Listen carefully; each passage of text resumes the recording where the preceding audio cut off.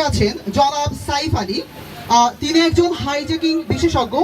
Actually শ্রোতা, তিনি hijacking বিশেষজ্ঞ বলতে তিনি আসলে কোনো হাইজ্যাকার নন।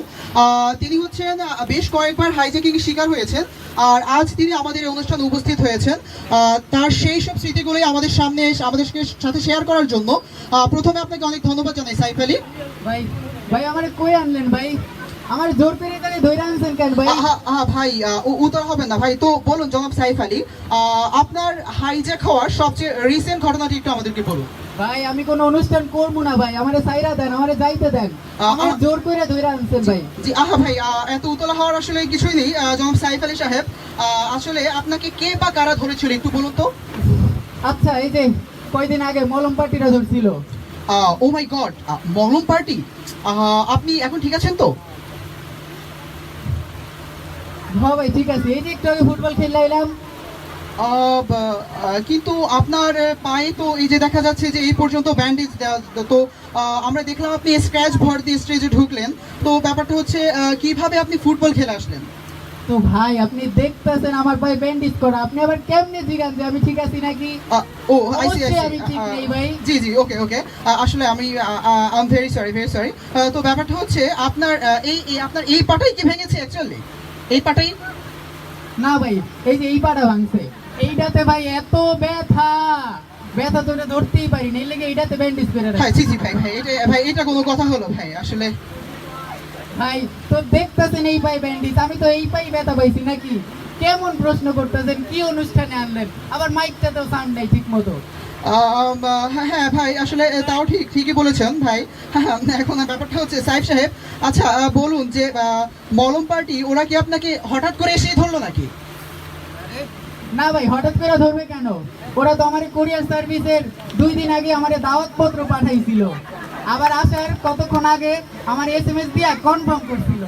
ভাই বলেন কি এটা তো একেবারে অসম্ভব ব্যাপার। তাইলে ভাই আপনি কেমন কথা কইতাছেন? ওরা হঠাৎ করে আসবে নাকি আমারে জানায় দিয়ে আসবো? হঠাৎ করেই তো আসবে। আচ্ছা ঠিক আছে সাইফ আলী সাহেব, তার মানে হচ্ছে ওরা আপনাকে একেবারে অপ্রস্তুত অবস্থায় ধরেছিল, ব্যাপারটা তাই তো? না না, আমি তো প্রস্তুত ছিলাম, আমি তো সবসময় প্রস্তুত থাকি। আমার এক হাতে ছিল কাটার রাইফেল, আর এক হাতে ছিল শর্ট গান, আর সাথে বুলেট প্রুফ জ্যাকেটও আছিল। কি আপনি সবসময় এইসব নিয়ে চলাফেরা করেন ভাই? হ্যাঁ ভাই করি তো, ওই যে মাসের প্রথম সোমবার আর শেষের শুক্রবার আমি এমনি চলাফেরা করি। মানে? আরে ভাই মানে বুঝেন না, আমি কি সবসময় এরকম প্রস্তুত থাকবো নাকি? অপ্রস্তুত ভাবেই তো ধরবো। ওকে ওকে ওকে, আচ্ছা ওরা কি অস্ত্র শস্ত্র নিয়ে এসেছিল? না না, ওরা তো ফুলের তোড়া নিয়ে এসেছিল। ফুল? আসলে ফুল দিয়ে হাইজ্যাক, এটা একটু ব্যাপারটা অন্যরকম হলো না? আপনি বুঝেন না ভাই, ওরা ফুল নিয়ে আসবো না কি নিয়ে আসবো? অবশ্যই ওরা অস্ত্র নিয়ে আসছিল। ও আচ্ছা ঠিক আছে ভাই। তো ওরা কি এসেই আপনার কলার চেপে ধরে বলেছিল যে যা আছে সব দিয়ে দে নাকি? না, ওরা এসে আমারই জড়িয়ে ধরছিল আর বলছিল আমি আপনাকে ভালোবাসি। তাই? ও মানে অ্যাকচুয়ালি ব্যাপারটা হচ্ছে ওরা এসে আপনাকে প্রেমের কথা বললো? ভাই ওরা তো চিন্তাইকারী, ওরা এসে এইসব বলবে কেন? আপনি কেমন প্রশ্ন করতেছেন? অবশ্যই ওরা এসে আমার কলার চেপা ধরছে। হ্যাঁ, তাও তো ঠিক আসলে। তো বলুন, ওরা যখন আপনার কলার চেপে ধরে ঝাঁকি দিল, আপনি কি বুঝতে পেরেছিলেন যে ওরা হাইজ্যাকার? না না, আমি তো ভাবছি ওরা দর্জি, আমার শার্টের মাপ নিতে আইছে। কিন্তু ওরা তো আপনাকে বলেছিল সব দিয়ে দিতে, তো আমি ভাবছি ওরা আমার শার্টের মাপ দিতে কইছে। কিন্তু ওদের হাতে তো অস্ত্র ছিল। আরে ভাই তাহলে আপনিই কোন, ওদের হাতে অস্ত্র ছিল, ওরা আমার কলার চেপা ধরলো, যা সব দিতে কইলো, আমি কি লেগা বুঝবো না যে ওরা পকেট মার? হ্যাঁ এটা ঠিক আছে। আচ্ছা আপনি ঠিকই বলেছেন। তো ব্যাপারটা হচ্ছে আপনি কি ওদেরকে আপনার সব টাকা পয়সা মোবাইল সব দিয়ে দিলেন? না না, তা দিব কেন? আমি তো একটা হাসি দিলাম আর তুইরা বুক ডাউনও দিছিলাম। টাকা পয়সা কিছুই দিল না আপনার?